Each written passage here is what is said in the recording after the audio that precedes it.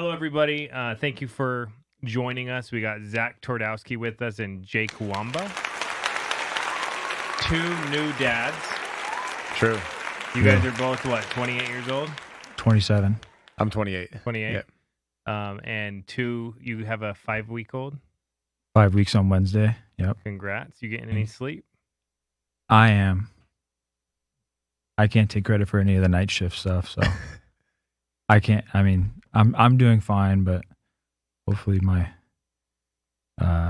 lady will be on the same program as me soon. She's not sleeping as much, but she's a trooper. So, That's awesome, man. yeah. I got lucky like that too. Yeah. Cool. So I'll let you kind of introduce him and what's going on, and we'll get into some of the awesome sales stuff you guys got going on. For sure. So Jake and I have been talking probably for like 4 or 5 months, something like that. Something like that. And he was wanting to get into insurance because he saw the potential of building a business, but he wasn't licensed and was like, honestly, he wanted to like kind of work around everything besides you getting licensed and selling. Yep. And so I kept like, wasn't sure if you were serious. So we'd kind of like talk, and then I'd be like, I don't know, and just kind of move on. And we kept reconnecting. And then eventually I was like, dude, like if you ever really want to build a business and hire all these people and recruit agents and get them to actually sell, like A, you're going to need to be licensed, and B, you're going to have to sell. And I think you took it really well because you played college football, you played Division I college football. And like, I remember you telling me, you're like, oh yeah, I'll do that, you know? Yeah. And I think you wanted to recruit because you saw the vision, but you just needed me to be direct and go like, hey. So you've been licensed at the time of this recording for like a month and some change. Been selling for like 3 weeks, and I've sold over 15 apps, I think, or over 10 apps a week, every week for the last 3 weeks, all IUL sales. So we can definitely dive into a bunch of that stuff, but it'd be cool if you went through kind of your backstory from, you know, growing up the way you did, college football, your prior business, and then kind of what attracted you to working, you know, in the insurance space and with FFL. Yeah. Pleasure to be here. Thanks for having me, Andrew. This is a sweet setup. So born and raised in San Diego. I was an only child. It was just me and my mom. Played sports. My mom was a school teacher, super hard worker. No excuses. Just you figure it out.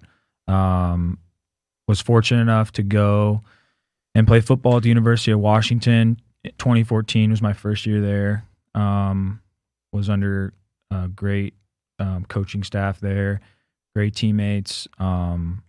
Was blessed to be on some really good teams and see kind of how champions operated, and from structure to standards and all that kind of stuff. So that was a really cool experience. I finished there.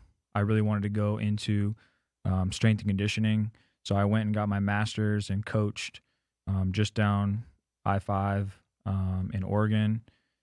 I finished there. I defended my thesis like maybe a month and a half after COVID had started. It was like just ghost town. There was no mobility in the industry or whatever.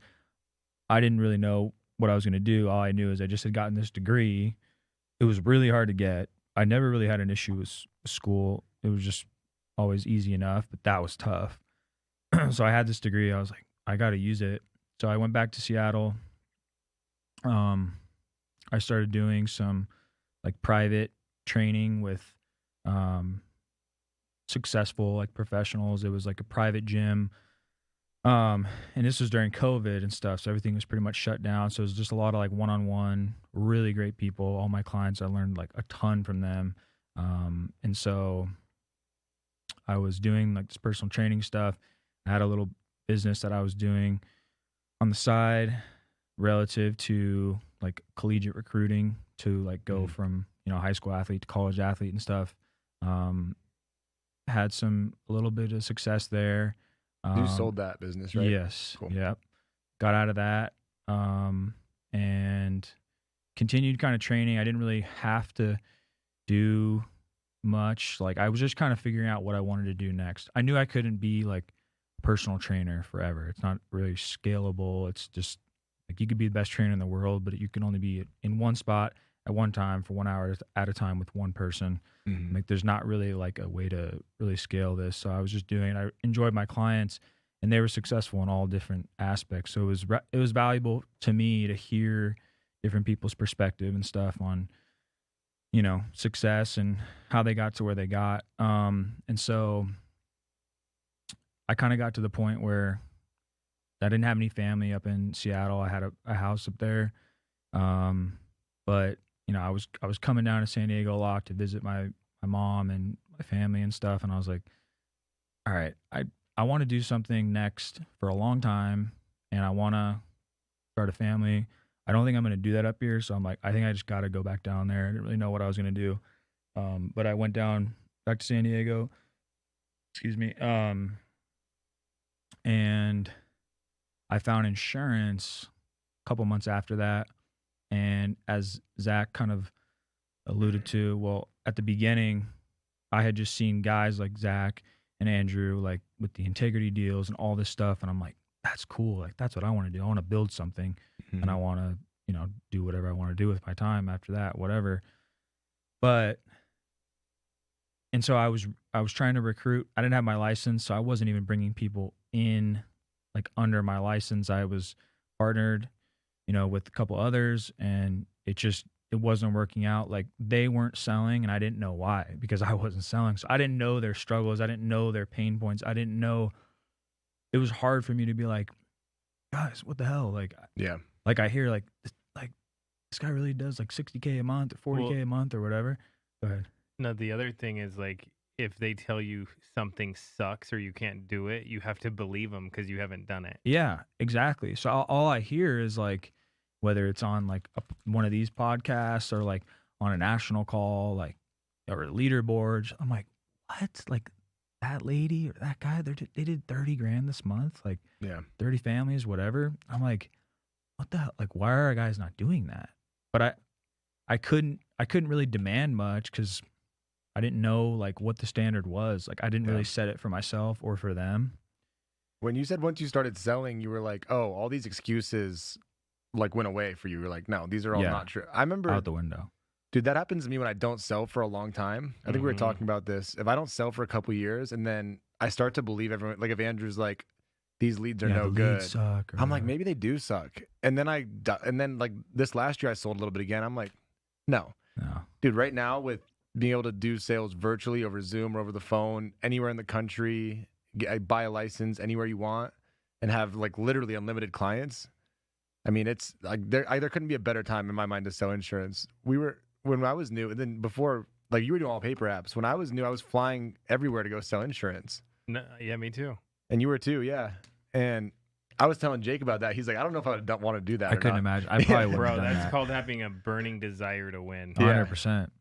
But I think you would have done it actually. The thing is, though, dude, maybe that set us up to win big because the industry kept getting easier. So like people think it's hard, but we're like, yo, this is easy. I think that serves you guys as leaders to people like me, because if I were ever to be like, oh yeah, I mean, this is like, you'd be like, dude, you weren't knocking doors. Like, it's everybody should go knock doors. Let me buy you a plane ticket to Dayton, Ohio, and give you some final expense leads and let you go in November. November, bro. And then we wouldn't want anyone to know where we would go because there wasn't a lot of leads. Yeah. So Nina was in here one day, and she didn't want me to tell everyone that where she was going because she was crushing it. Okay, in Hawaii. In these Hawaii. These little gold mines. So she was like, I was like, where'd you go? She's like, Minnesota. This is the middle of winter. And then this dude sends me a video with snowshoes on in Minnesota knocking on doors. Yeah. Oh, that was Zeb. He walked up a big driveway in snowshoes to go to someone's house and sold them. Yeah, it's legit. Yeah.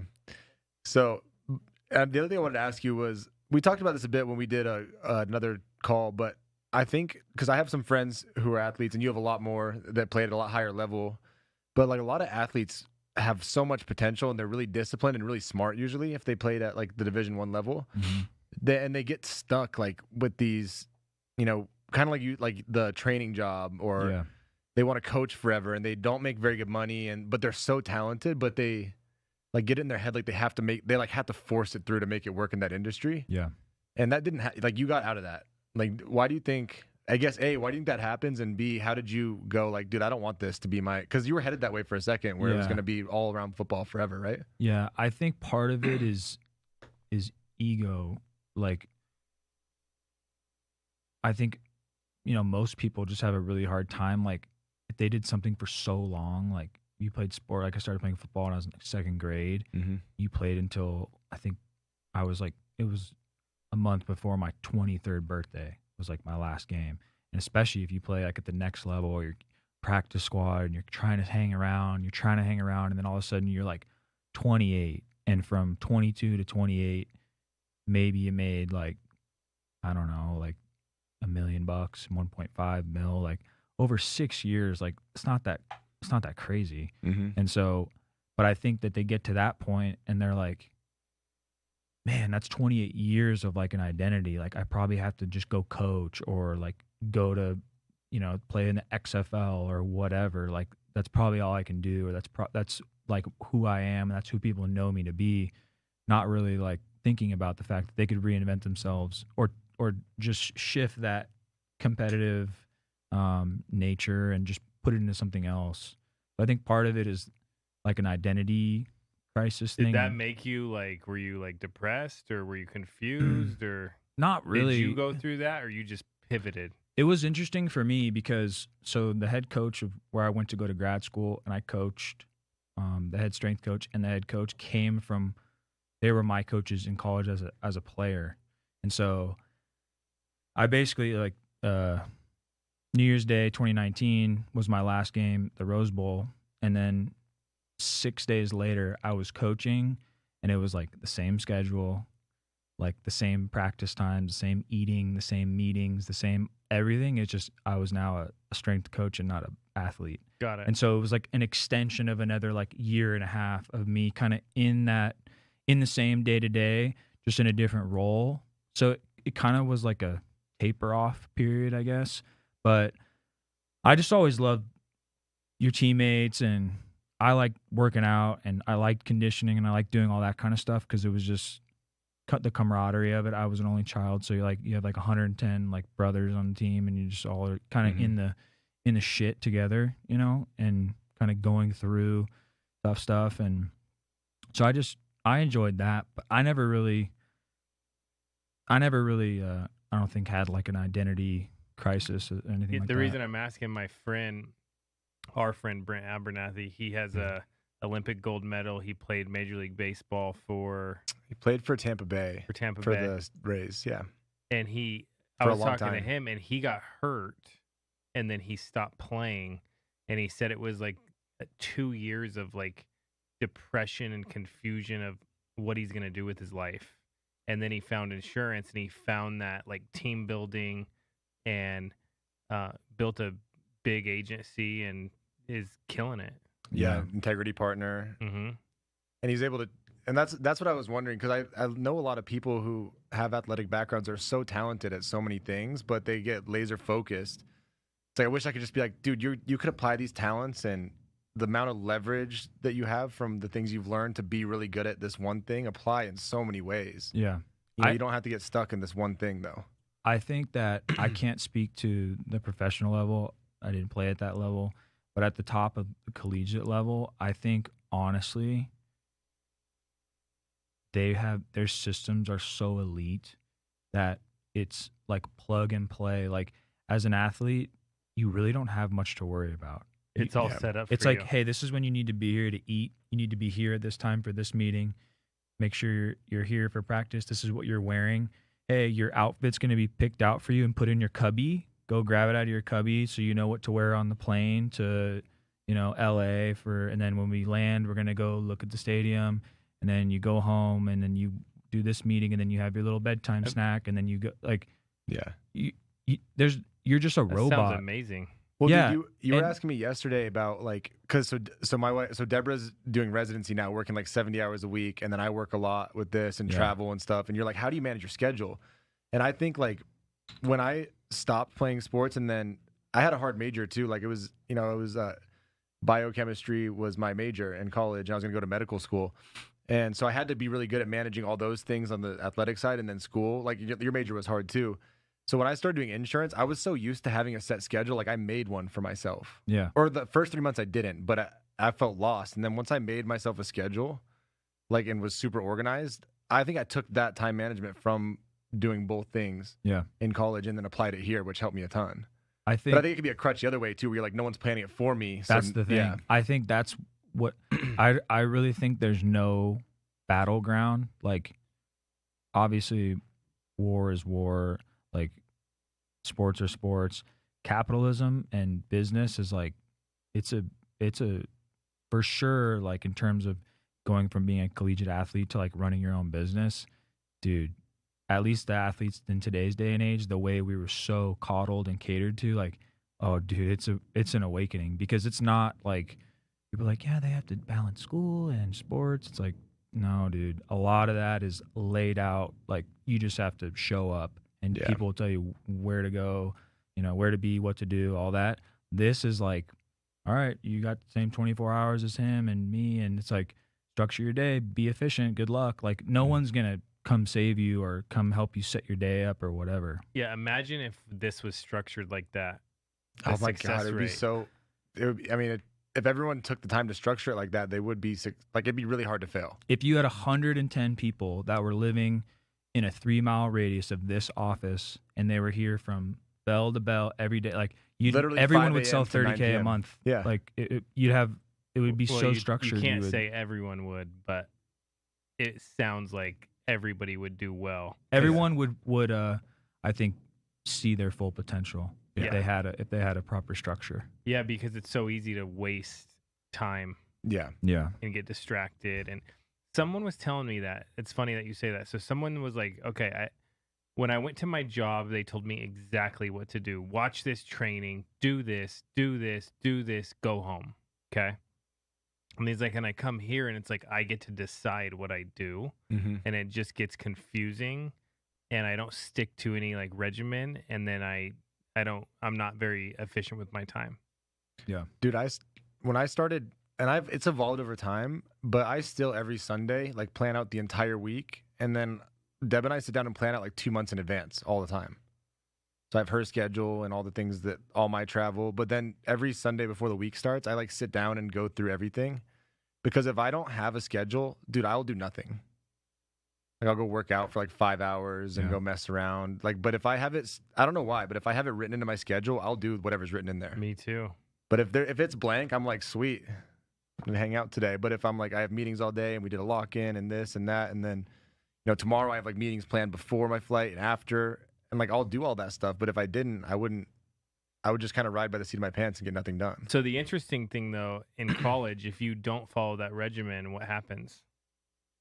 You kind of will phase yourself out. Or do you get kicked off the team? I mean, there's a process, but if you're consistently just not, you'll just kind of naturally be kind of like left in the dust, and you'll kind of just. Does it kind of depend on how good you are, honestly? I'm sure it would depend on the coaching staff. Yeah. Our coaching staff was just like, this is the standard. Yeah. Like, this is just what it is. But that's the right way to do it, right? Yeah, I mean, I think that life, like, the more talented you are, the more you produce, you just have a longer leash. Yeah. But I think if you're trying to build something big and a culture that will like feed itself, it's like the same. This is the standard, regardless of who you are. And a lot of those standards are energy and intentions, like focus. You know, it's not necessarily, not everyone's going to have the same ability or be able to produce the same, but the intentions, the efforts, all that stuff is like, you know, pretty set. When I was playing in college, our best player, my freshman year, missed like the bus when we were going to the airport to go to playoffs. Yeah. And I kind of like the way the coach handled it, because we went to his house and picked him up, but he suspended him for the first game. So he's like, we're going because we need you, but you're still suspended. Yeah. But we're making sure you come on the trip with us. We'd have, I thought that was funny. It was like you're going to get disciplined, but we're not leaving you here. Like, you got to come. We'd have, like, if a guy was late for workouts, he would, like, the whole team would have to do up or late. That's the best punishment. That's it. Yeah. That's a good one. Damn. Yeah. So did he keep being late? No, I mean, that's the type of thing, you know, it's like, and we had some good teams, like sophomore, junior, and senior seasons. For me, we were in college football playoff, Fiesta Bowl, Rose Bowl, like New Year's 6 games, and you could tell a lot of it was just the culture and the standards that were kind of embedded, and it starts at the top, with leadership. But those things just kind of took care of themselves, like that guy wouldn't want to be late again because that punishment of him making all his teammates suffer for his mistake was way worse than if he had to stay after by himself and do 100 up downs or whatever, because he'd probably just be like, whatever.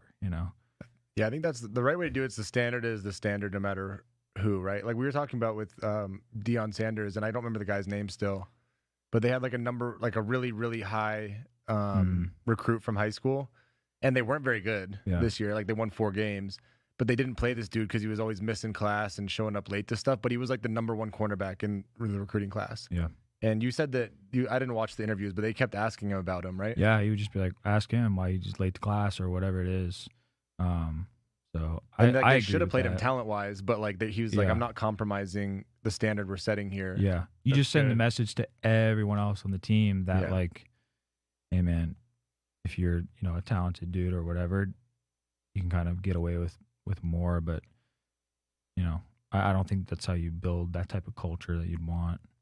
But how has your son's 5 weeks old? Your kids are Atlas 4. Turning 4, and at AC's 2. How has having kids changed your perspective on life? Or has it yet? Has it set in yet? Yeah, it definitely has. I mean, I always wanted to be a dad, and so it was like a huge deal for me, huge blessing. But I think of it like he's the greatest gift that I've ever could ever give the world, my family, all these people. I think that how I'll measure success in my life will be like what he has to say about me, like when I'm gone, like when I'm past, and like if I'm still his hero or he still admires me for X, Y, or Z or whatever. That's how I would measure success. So now it's just like, all right, well, now you've got this timeline. You don't know how many days you've got. We don't know. You got to make the most of them. So it's definitely changed a lot for me, for sure. That's cool. The same for you? Similar? Yeah, I've been thinking about that a little bit. So one thing that I've thought of recently is like when the kids are young, they adore you. Yeah. Like regardless of what you're doing.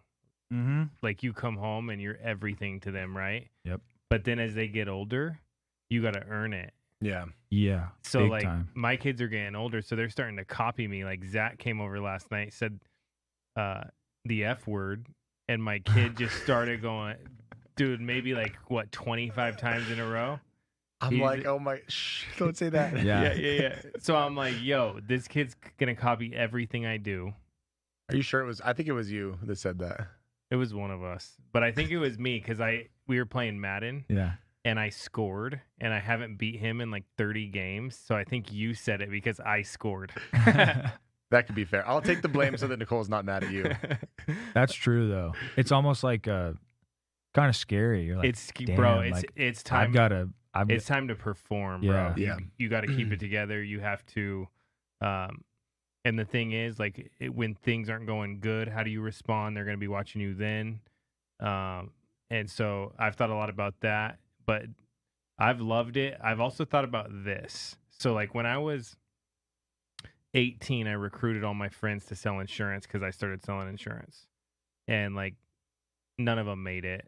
They made a couple sales, got some chargebacks. They were out of the business. But they also didn't have a lot of motivation. Now, the people, I'm 34, you guys are 28, but, like, the people between 25 and 35 that I know that are starting to have kids and like having a family, and they're like, yo, this is cool. Like partying's not the coolest thing ever. I want to have a family. I want kids. I want to be successful. Well, dude, this is the best tool I've seen.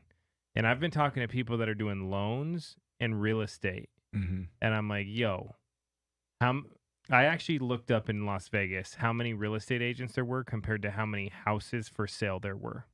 There's more real estate agents. Bro, it was like some insane number, like 5 times more real estate agents. Holy crap. Wow, that's insane. We should go back and look that up sometime. So now I'm like, dude, you should sell insurance. And they're like, some people are like, well, I don't want to cold call. I'm like, dude, you're not. We're not cold calling. Yeah. And then also like how fast you can get paid and like the amount you could get paid and the satisfaction of helping people. And then you got people that you work with, so you get that team environment type of thing going. If you're on a good team, if you're on a bad one, you don't get. I mean, if you're on one where they don't really care, you don't get that. Right. Here about that though, like we were talking about this on the training a little bit earlier. I was not that I didn't have good mentorship, but I didn't have people that like I felt like knew what they were doing enough to teach me how to build this business the right way. And I moved here during COVID because like Sean was like, hey, Andrew's the best in the company at building a business. And I came out a couple of times and like, yeah, I think you're more outgoing now, probably. You do? I do. That's impressive. But you just know me a little more. I know you more. So maybe you're just more outgoing with me. But at that time you were very like closed off. Like I'd be like, hey man, how are you doing? And then he'd like say hi and then go into hide in his office. So I was like, dude, I need to move. I thought I was going to build a big enough business to sell my company. I'm like, I could go somewhere with tax advantages. I'm going to go to Vegas, buy a house in Vegas so that I can like go to Andrew's office and get mentored by him. He was here every day. Single day. I believe it. Before everyone else. And I would stay later. And I just didn't want to miss the chance to get mentored by Andrew though. And I'd have like an agenda for him. Bro, it was like, yo, he would have a list of stuff he's doing and like, what do you think about this? What should I do here? What should I do here? What should I do here? What should I do? I feel like I you call live him a here? lot with stuff You like live that. here? Yeah, I moved here to get you to. But like my point is, like I think so. Someone once said, one of my guys said one time, they're like, you got really lucky to get mentored by like Andrew and Sean and John.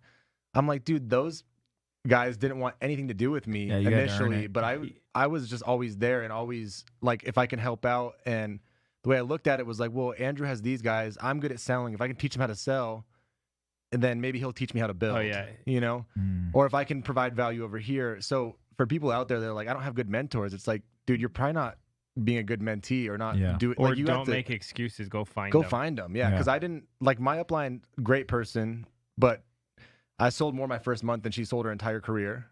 It's fine, like great, but dude, she didn't know what to do. Yeah. So I went and found mentors, and I think that people have to, you know, understand like the answer is not like quit and find someone else and be in their hierarchy. It's like no, just be an adult and go build relationships and provide value for people, and they want to help you. So I have a question for you guys because Andrew, what you mentioned about when you're 18, like bringing your friends into the business. So I don't think that this business is hard in this if you're even like kind of a savage in terms of like if you're willing to work. Mm-hmm.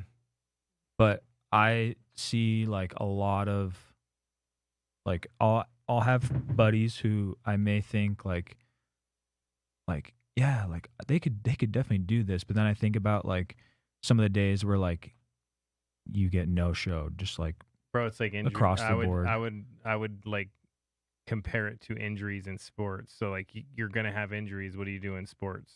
Yeah, you got to work around them, figure it out, work through figure it out. There's some that I'm like they would be good, but on those days, I honestly don't think they'd be able to make it through those days. So how do you know like I think that person can like make it through those days when you're like recruiting? It's a great question. You want to go?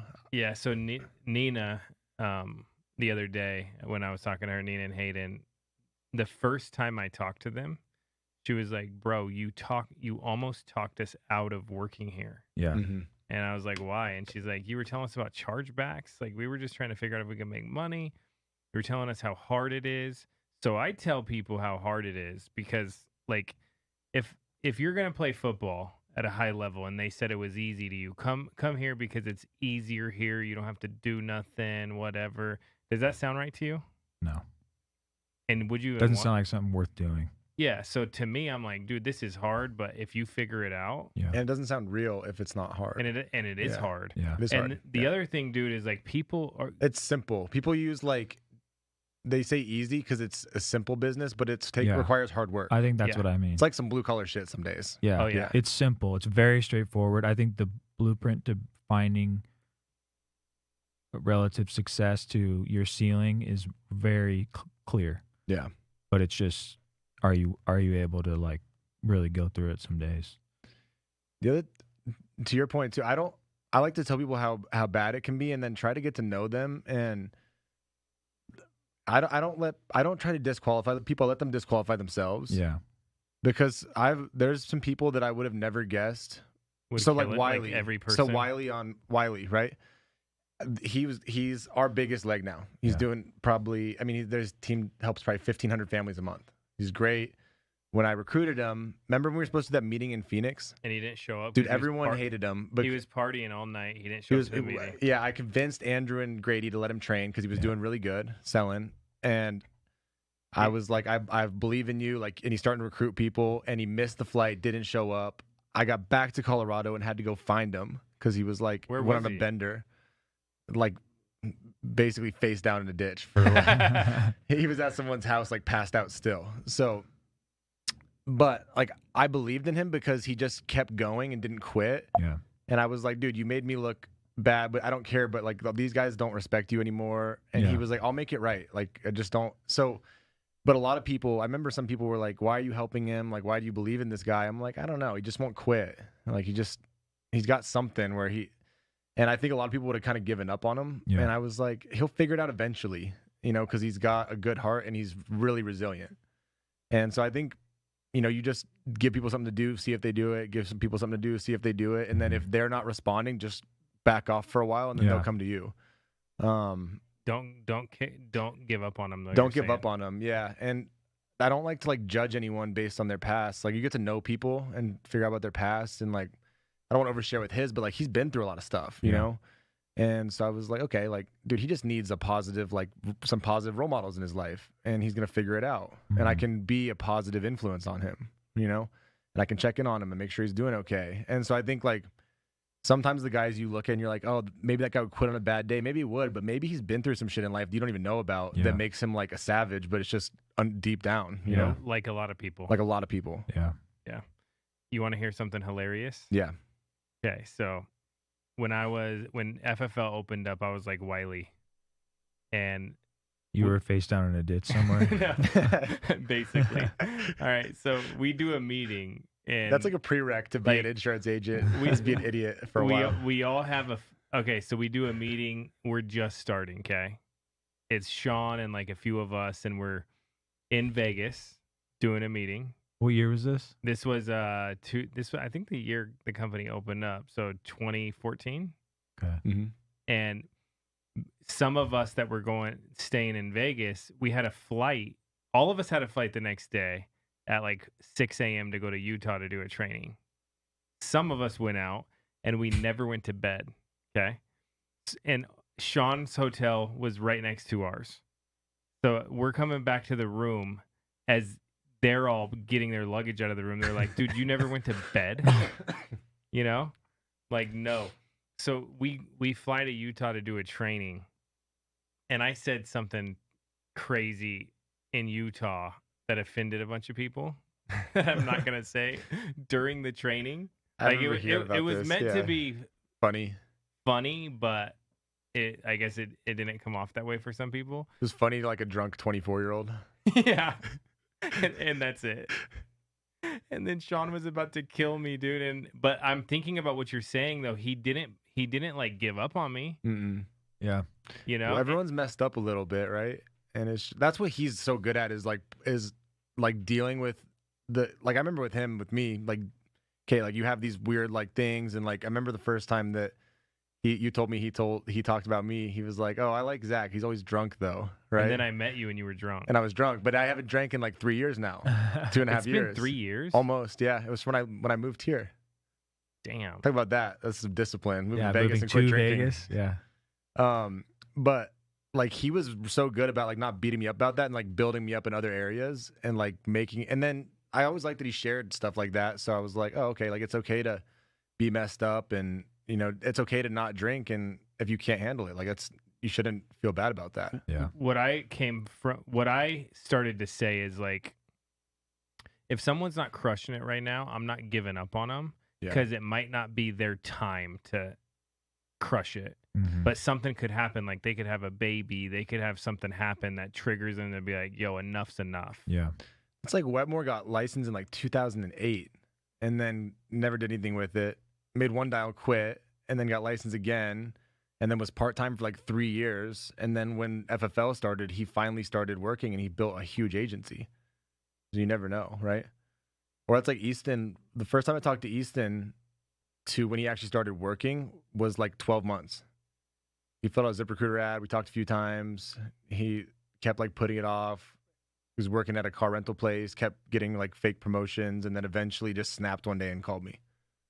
And so to your point, like, I have a lot of people who have like worked at other companies or whatever, and like initial conversation, you don't want to blow them out of the water. And then eventually, I always thought about it like this. Like, I wanted them, like if Andrew and I talk, I want him to have a good experience and to like me, so that when he talks to other agents, they'll probably try to pressure him in and he'll be like, no.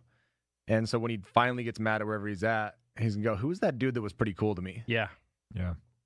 Oh, that guy's, yeah, everyone else was kind of rude, but that guy was nice. I'm going to call him. Yeah. So will you guys refer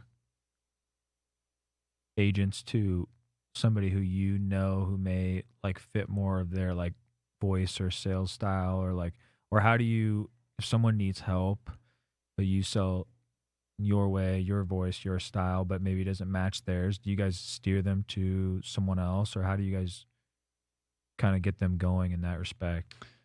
I like to use trainings for everything. So I know the landscape of everything. So I'll find someone that they can relate to.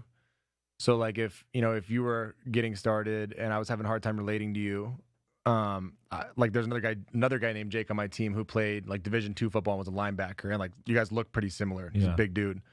I would send you like his training videos and be like, check this dude out. And you'd go, okay, because I don't necessarily want to like steer them away, but I want them to go like you can, and then it also buys you a lot of time back. Like if you get good at referring people videos and trainings, like the best way you could train agents is go, hey dude, we did it today. We were doing the IUL. People had a bunch of questions about IULs. I'm like, hey, watch the boot camp. Yeah. Because people kept asking me the same questions. and I'm like, then watch the come boot back. camp, and then when you're done watching it, text me with the questions you have about it. Yeah. Mm-hmm. And when you do that, usually what happens is either they have a couple of specific questions that takes you no time to answer, or they watch it and they don't have any questions, or they don't watch it but they don't text you. Yeah, exactly. Yeah, and that's what the national convention's for. Yeah. Like if you can get a new recruit there, they're gonna find someone they can relate to.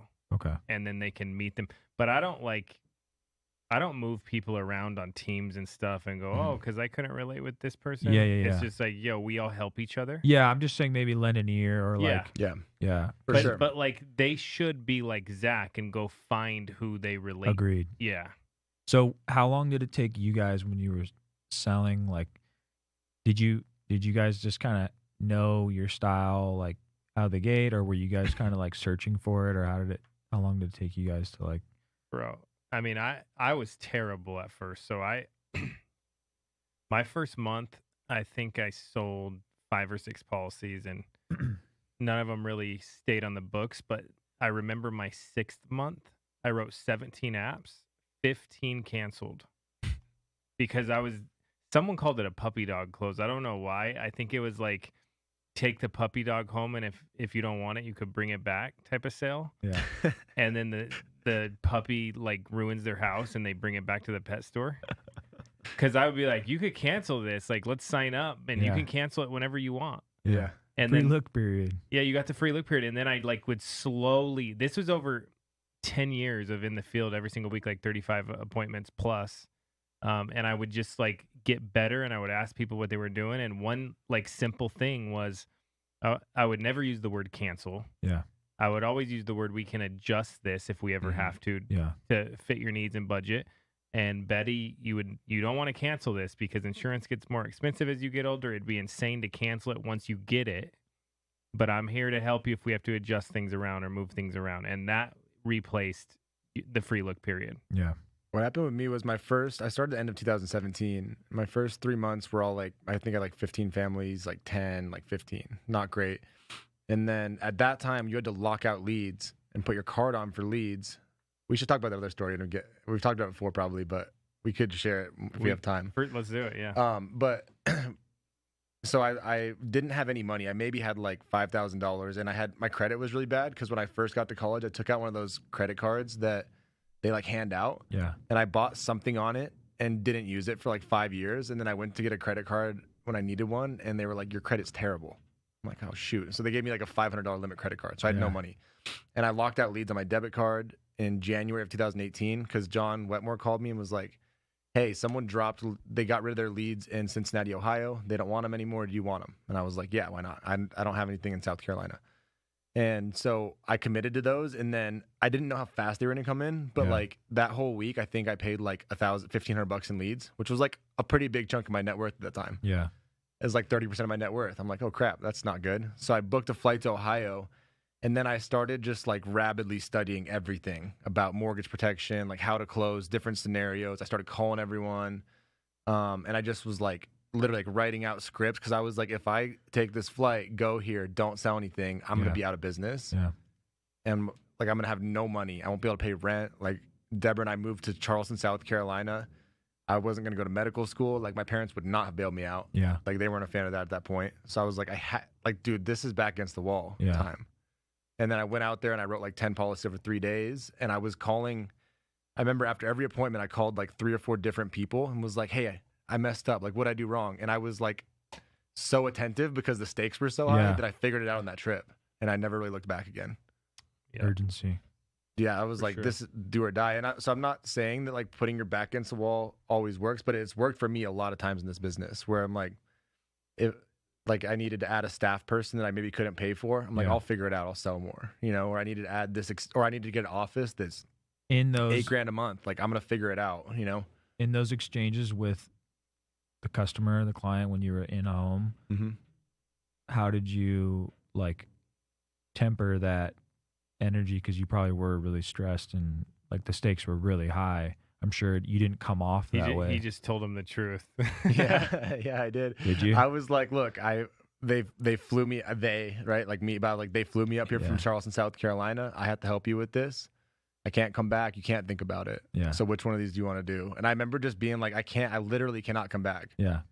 And then I realized like just being super direct and respectful with people, like they're super understanding.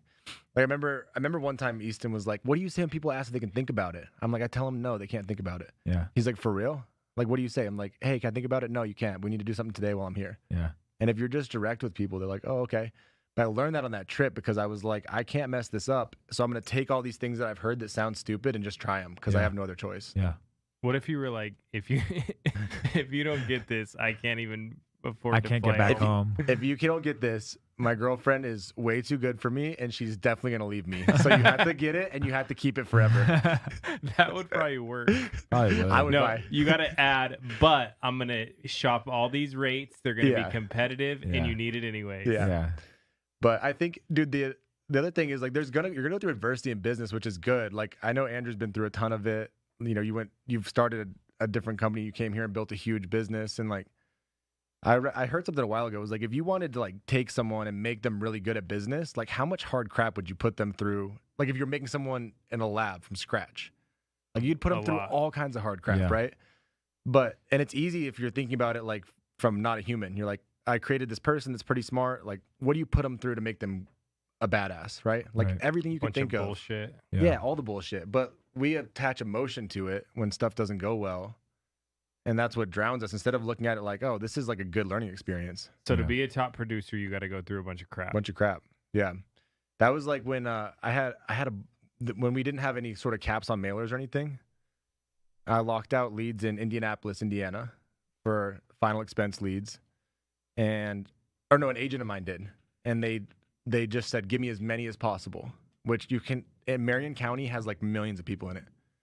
So I was getting like, I think it was like $2,000 or $3,000 worth of leads a day, like 3 years into the business. And I was like, I don't know what to do. Like they're just coming in still. And it was attached to my debit card. Like I had no money. So I went out there and I just would stay there for like a week at a time, write business, come back, see Deb for like 2 days, go back out there. And I think like, I remember you going like later, you're like, I didn't know that was you, but I remember someone was just eating all these leads because someone canceled it. Yeah. But what happened from that was like, I was so desperate to find people there that I was recruiting 24/7 and I'm not like an outgoing, like there's people who go to a restaurant and are like, hey, you should do it. That was never me. Yeah.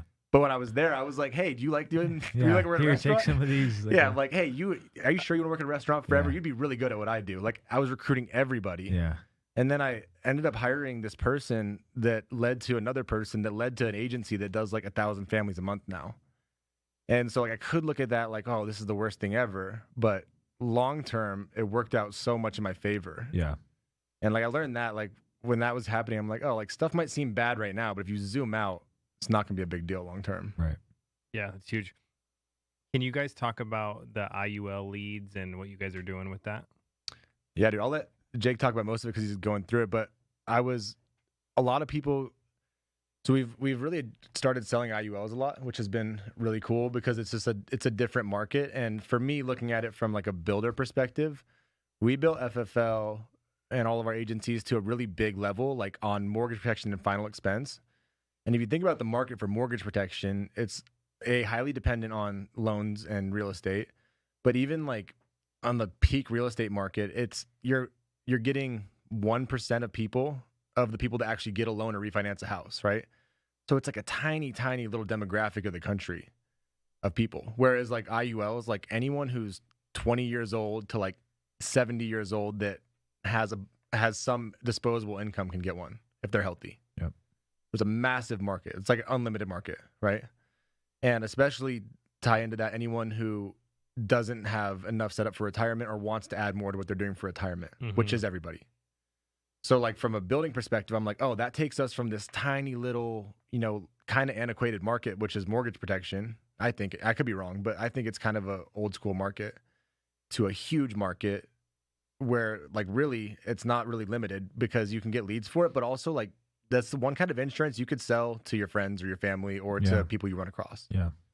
So looking at it that way, I was like, okay, I want to start. And we really started focusing on, in our agency, getting some of the top producers to start selling IULs. And they've been really happy because it's increased their average premium and it's decreased their amount of chargebacks. Like their persistency is way higher. But I'd never done it with like a brand new person. So when Jake started, I was like, let's test it. I talked to Andrew about it too, about you. I was like, I got this new guy. He's pretty sharp. I think he's going to be good. I kind of want to just have him sell IULs off the bat. You think that's a stupid idea? And you were like, I don't know, maybe not, but let's try it. And I'm like, okay. Well, someone said to me, they were like, you have these different companies. So you have like WFG, who they recruit and sell a lot of IULs. Mm-hmm. And then you got PHP, they recruit, they sell a lot of IULs. And they're both legit good companies, right? Yeah. Yep. And then you got Family First Life, who only uses leads. Yeah. And they sell mortgage protection, final expense, and we never really focus on IULs. Mm-hmm. But someone said to me, they were like, yo, what if you did leads and referrals and recruited and kind of blended the two things together, the two styles, and then you have a super IMO. Yeah. Yeah. Which is what I think is happening right now because a lot of our agents are getting so and people that were just like Juan Franco, for instance, right? Was a Hall of Fame producer selling final expense and term. And then he was the number 3 overall life producer in 2022 and will be top 3 or 4 this year. And like, dude, Juan goes on more vacations than anyone else I know. Like legit is always Juan's on vacation. A legend. He's the best. Like he's one of the best people. His life. Yeah. Sean's story is not true. He said he had chest pain at altitude. I took him to the hospital. I did not take him on like a scary hike. But yeah, that confused me. Yeah, that's not what happened. No, he was like, oh, the altitude's hurting my chest, and I was like, that's not altitude. Let's go to the hospital. Well, good thing both of your parents are and your wife's are all doctors. Yeah, I was like, I don't even need to call them. How'd you know that? Because I lived at altitude my entire life. I know that chest pain is not from altitude. Yeah. Yeah. So how bad was his chest pain? Bad, dude. He would walk up the stairs. He's like, oh, my chest really hurts. This altitude's killing me. I'm like, nah. But the doctor said they may not have found it unless he was at altitude because it does accentuate things. Oh. Because the blood's like trying harder to pump, and he had a little blockage. So we took him to the hospital to get a stent. They just did a stent through his leg or whatever. Is that what they do? Dude, that procedure is insane. Like it was the quick, fact dude. that He flew home like 2 days later. It is. Yeah, like they just go through your vein and. The best part about that was his wife. He called his wife when he was there, and she was like, "Well, are we still gonna go to Greece next month? The next vacation." And he was like, "Yeah." She's like, "Good, because I don't want you to ruin our Greece vacation. We've been waiting on that for a while." I'm like, "Dude, these are my favorite people ever." But damn. so dude, did she say, "Are you okay?" No, I don't think so. I think it was implied when he said, yeah, like we'll be in Greece. Don't worry about it. So, but point is, like, someone like that who was like, dude, I don't really want to grind out like this forever, but like I have a good sales skill set and I can leverage higher end clients and, and find people on social media and stuff. And like, dude, if a 60-year-old dude from Colombia can build a massive social media following on IULs, like a lot of people could do that too. Yeah. So if And someone he's really good. If someone wanted to reach out to you guys about the leads and what you guys are doing, well, we can do it through. So they're through ILC now. So I'm glad Integrity got that set up. And they can also reach out and they could text me 970-210-2624. We have a boot camp on it. Jake, if we have time for 2 minutes for him to go over kind of what that's been like and what the clients are like, because I remember someone told him, they're like, you should sell final expense now. It's 2. And today he was like, dude, I don't want to do that. I just want to sell IULs. I like the clients. You should sell it in person. Yeah. Yeah. But like kind of what the clients have been like, and like the sales process, you don't know everything about everything, but you're just like talking to people and like just go through kind of a general overview of what it's been like. Yeah. I mean, for me, I saw it as kind of a cool opportunity. It like talking to Zach was something that he's like, I think we can kind of spearhead this thing and like really like go after this and kind of be like something that's kind of a separator like with this product. And I was like, sure, I don't know much about anything else, so I was happy to do it. But the more I learned about the product, like, younger dudes in their, late 20s, 30s, like I have buddies that have like young families and stuff too. Like I would never be like, hey dude, you need like $40K for like a final expense policy? No, but like I would definitely talk to them about IUL. So that kind of interested me. And I think because it would be totally something that I would sell to warm market, it was like, oh, this would be really easy to talk to about with someone who inquired, about it and was actually like wanted to pursue this and maybe knew a little or not much at all about it, but like kind of wanted to hear more info. But the leads, I mean, I would say the consumer, I would say 70% of them are like, it kind of rings a bell when you was like, hey, I got, you requested information on the IUL. Yeah. And so I would say that, I would assume it's going to really start to pick up a lot because of social media and because it's kind of like it's like a hot thing to kind of talk about. It's all over TikTok. Yeah, like infinite banking, be your own bank type thing. And so some of those people you kind of have to temper a little bit. And I just got a call. So this dude that worked with me, I don't know, 10 years ago, and he worked in the office. He was like, hey, I've seen a bunch of stuff. I just had a baby. I've seen this. Was that when you called me for help with the illustration? Yeah. Okay. Yeah, I had to. I'm a little rusty, so I was like, Zach, did I do this right? Yeah. And but dude, I didn't sell it. TikTok sold it. Yeah, exactly. A lot of them come like already like, this is what I want. Like, but how does it really work? Or like, like what does it is look this like? true? Can I actually do? And you have to kind of like manage expectations a little bit. Like, well, yeah, you can. It's a really flexible financial tool, but it does have to build cash value. It kind of like, you got to work with it a little. Have you had a lot of people go like, hey, I saw a lot of people talking about this, but I couldn't find anywhere to inquire until I found your ad. That's why I clicked on yours. Dude, it's like your marketing dollars are going way further. Yeah. A lot of people are like, I've been trying to find someone to help me with this, but everyone else I've messaged, they haven't got back to me, and I could fill out an actual lead with you. Yep. Yeah. So higher quality too, because they're warmed up a little bit from all the other stuff. Facebook is so good about once you click on something like that, dude, they're getting blasted with it. Dude, over and over again. My client now that called though, he was like, I want to do really good in retirement, and I still gave him the advice to do multiple things for retirement. I didn't say this is the best thing ever and it's gonna do all these different things. I was like, yo, you need to diversify. So do this, and then you also should probably do a few other things as well. Yeah. It's like if someone's like, yeah, I remember, but I already have a pretty big retirement. Like, oh, okay, what do you have? I have 401k. Awesome. This is the perfect product to diversify. Yeah. Supplement that. So yeah, I'd be there's- sketch if someone was like, "You don't need to do anything else. This is the only thing. It's the perfect thing." Would you? yeah, I wouldn't. I mean, just like Zach was saying earlier, when we were talking to the crew, like, you know, if someone's like, no, get all that money out of the 401k, like Zach was like, is your employer matching it? Yeah, we'll keep that. I'm definitely not going to tell you to mess with that, but this is a really good, supplement, and it's like a Swiss Army knife, just so to speak. And that's the thing. If you do the right thing by the clients, then they keep coming back and referring you people. And like if you try to take shortcuts and that's the thing I've told people is like, these are people who make a lot of money. Yeah. So like you want to be super clear, not overpromise on anything, because people that make good money are also the ones that will sue you if you do something wrong. Yeah.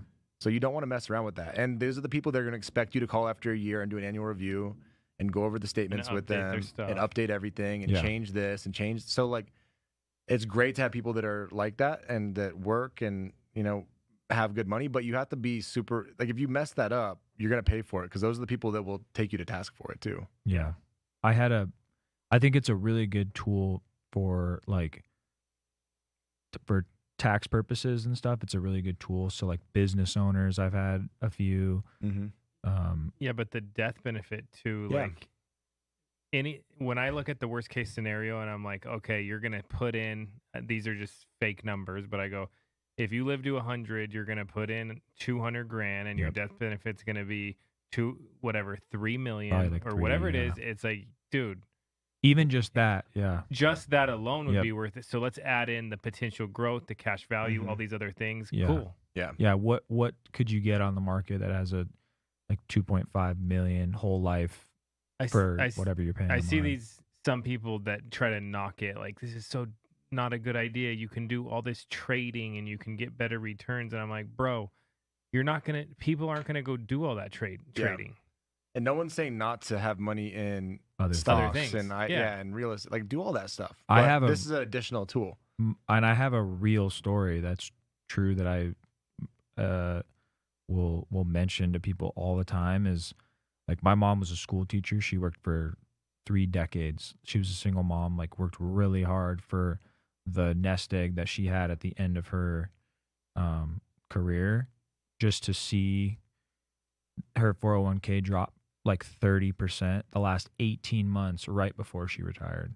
It's like, damn, that's tough, man. Like for someone to work that long and to see that dwindle that fast just in the last, moments right before they're going to stop working. So I'm like, if you do have a 401k, that's fine. I'm not going to tell you what to do or not do with your present situation, but this is also something that's nice to have just to supplement that, because I've seen it, Yeah. it can be tough.